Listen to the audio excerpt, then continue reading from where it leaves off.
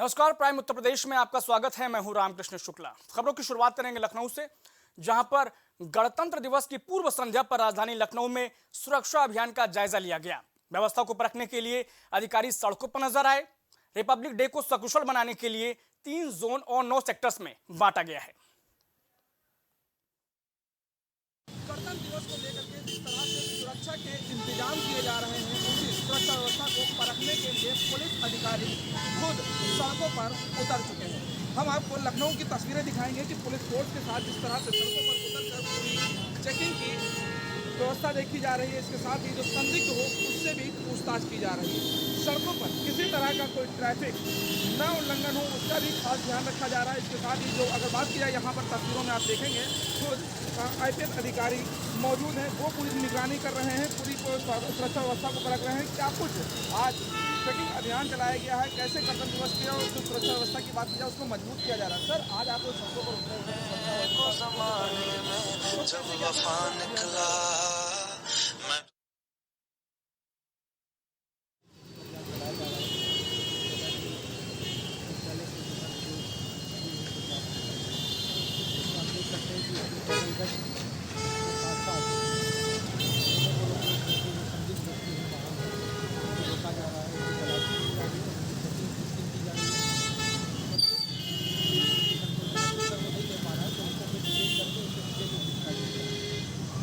Sir, इस दौरान जैसे देखा जाता है कुछ अराजक तत्व सड़कों पर उतरते हैं, हुड़दंग करते हैं, माहौल बिगाड़ने की कोशिश करते हैं, तो उनको लेकर के किस तरीके की कार्रवाई देखने को मिलेगी इस बार?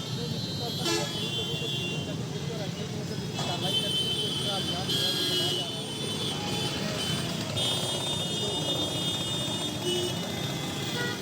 और ये सभी थाना क्षेत्रों में अभियान चलाया जा रहा है। उसके बाद आज देर रात तक ये अभियान चालू रहेगा। न केवल सड़कें बल्कि सभी स्थान है जहाँ पर संदिग्ध व्यक्ति रुक सकते हैं या वहाँ पे डेरा जमा सकते हैं, वहाँ पर रुक करके कुछ एग्रीकल्चर एलिमेंट जो लेकर उनके खिलाफ कार्रवाई करना, सर, जिस तरीके से गणतंत्र दिवस को लेकर के लोगों में एक उत्साह है, उत्साह के बीच कुछ अराजक तत्व, तो उनको लेकर के क्या कुछ आज की अपील रहेगी, क्या कुछ संदेश रहेगा, जिससे कि जो अराजक तत्व हैं वो रातों को हुड़दंग मचाने के लिए निकलते हैं, लेकिन कुछ लोग जो उत्साह मनाने के लिए निकलते हैं, उसके दौरान उन लोगों को भी समस्या होती है, तो उनको लेकर के क्या कुछ अपील है? ऐसे लोगों के लिए जो लगातार हमारी सोशल मीडिया से हमारे संज्ञान में आती है, उसके ऊपर तत्काल कार्रवाई करना और खराब करने का यदि कोई प्रयास करता है, कुछ प्रयास करता है, तो उसके विरुद्ध तत्काल पंजीकृत करना और उनके खिलाफ कार्रवाई करना। ये लगातार हम लोग कर ही रहे हैं और आने वाले समय में इसको और तेज़ी से करेंगे और जिसको कहते हैं और इफिशिएंसी के साथ ऐसे लोगों को आइडेंटिफाई करना एक मेजर इशू रहता है। यदि आइडेंटिफाई हो जाते हैं तो फिर उनके विरुद्ध अभियोग करके उनके विरुद्ध कार्रवाई करेगा। हाँ, तो जाहिर सी बात है कि जिस तरीके से गणतंत्र दिवस को लेकर के साफ तौर से तैयारियों के इंतजाम के साथ साथ सुरक्षा व्यवस्था मजबूत करने के निर्देश दिए गए हैं, उसको लेकर के खुद IPS अधिकारी सड़कों पर उतरकर सुरक्षा व्यवस्था का जायजा ले रहे हैं। इसके साथ ही अगर कोई संदिग्ध मिलता है तो उसको हिरासत में लेकर उसके खिलाफ कानूनी कार्रवाई भी की जा रही है। वीडियो जर्नलिस्ट दीपक के साथ मोहम्मद कलीम, प्राइम TV, लखनऊ। गणतंत्र दिवस को लेकर CMS स्कूल विशेष झांकी निकालेगा। इसके जरिए एकता, शांति, सद्भाव, सौहार्द पर आधारित विश्व स्वास्थ्य व्यवस्था का आह्वान किया जाएगा।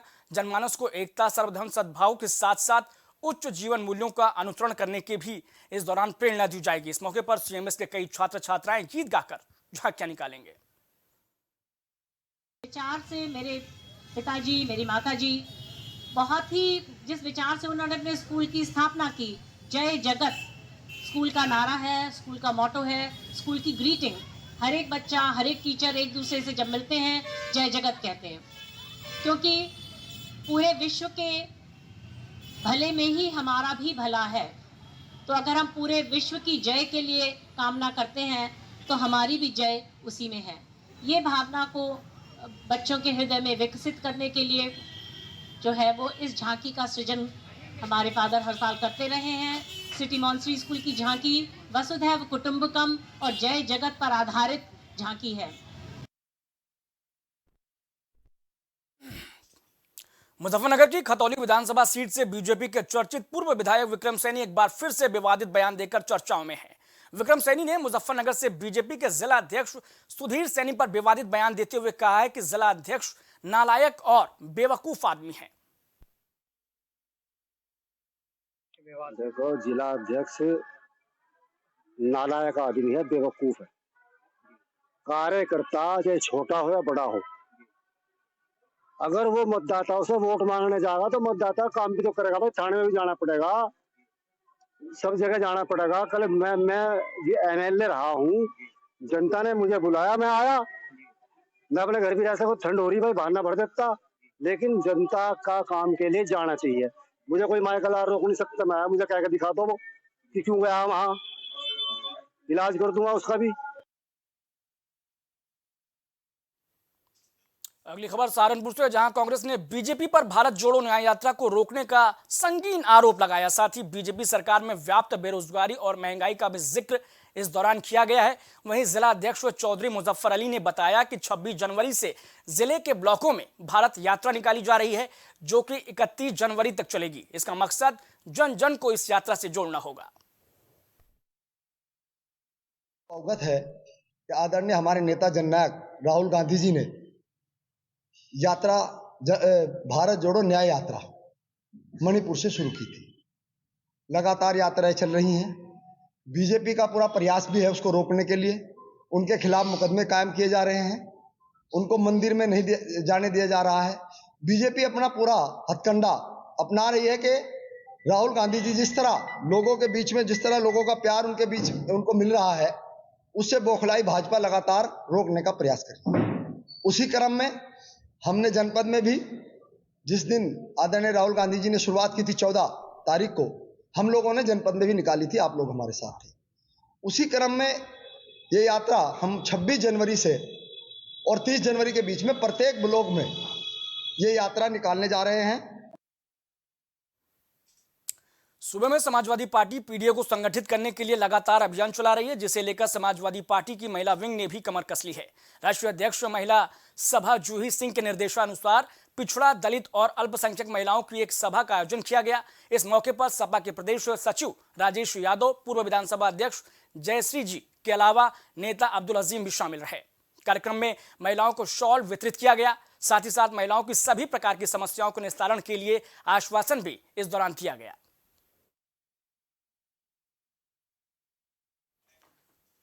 चित्रकूट में 14वें राष्ट्रीय मतदाता दिवस कार्यक्रम का आयोजन किया गया। चित्रकूट इंटर कॉलेज में जिले के विभिन्न स्कूलों के छात्र छात्राओं ने मानचित्र बनाकर और नुक्कड़ नाटक के जरिए मतदान के प्रति लोगों को जागरूक किया। जिलाधिकारी अभिषेक आनंद का कहना है कि आज राष्ट्रीय मतदाता दिवस मनाया जा रहा है, जिसके चलते आज स्कूली बच्चों द्वारा भारत का मानचित्र मानव श्रृंखला द्वारा बनाकर और नुक्कड़ नाटक, संगीत, रंगोली और मेहंदी प्रतियोगिता के माध्यम से मतदान के लिए जागरूक करने का काम किया गया। गौरतलब है कि बीते चुनाव में मतदान का प्रतिशत 62% रहा है, जिसे अब 70% करने की कोशिश की जाएगी। भारत निर्वाचन आयोग के निर्देश पे आज यहाँ CIC के प्रांगण में मतदाता दिवस का आयोजन किया गया था। इसमें मतदाता दिवस के अवसर पे एक तो जो हमारे सबसे वृद्ध वोटर्स हैं पूरे जनपद में, उनको सम्मानित किया गया। कुछ दिव्यांग वोटर्स हैं, उनको सम्मानित किया गया। जो हमारे आइकन हैं, दिव्यांग आइकन शंकर गुप्ता जी, उनको सम्मानित किया गया। हमारे कुछ युवा वोटर्स हैं जिनको इस बार पहली बार पुनरीक्षण में जोड़ा गया है, उनको भी हमने सम्मानित किया। और कुल यहाँ पे जागरूकता कार्यक्रम में नुक्कड़ नाटक के माध्यम से, संगीत के माध्यम से, नृत्य के माध्यम से और रंगोली प्रतियोगिता के माध्यम से सभी मतदाताओं को यहाँ जागरूक करने का प्रयास किया गया है। इसके पहले सभी छात्र छात्राओं ने चित्रकूट इंटर कॉलेज, GGIC और भी बहुत सारे इंटर कॉलेज के छात्र छात्राओं ने मिलकर भारत का मानचित्र बनाया था और उसके माध्यम से भी एक हम लोगों ने वोटर जागरूकता का संदेश देने का प्रयास किया है। मतदाता पुनरीक्षण में हम लोगों ने पिछले 2.5 महीनों में 25,000 नए मतदाता जोड़े हैं। उसमें हर्ष की बात है कि 14,500 महिला मतदाताओं को इस बार जोड़ा गया है। हम लोग का जो EP रेशियो 845 था, उसको हम लोग बढ़ा के 870 कर दिया है और 8,500 18-19 वर्ष के मतदाता जिन पे विशेष फोकस है निर्वाचन आयोग का, उनको भी जोड़ा गया है। तो प्राइम उत्तर प्रदेश में फिलहाल के लिए बस इतना ही, लेकिन देश और दुनिया की तमाम बड़ी और अहम खबरों के लिए बने रहिए प्राइम टीवी पर।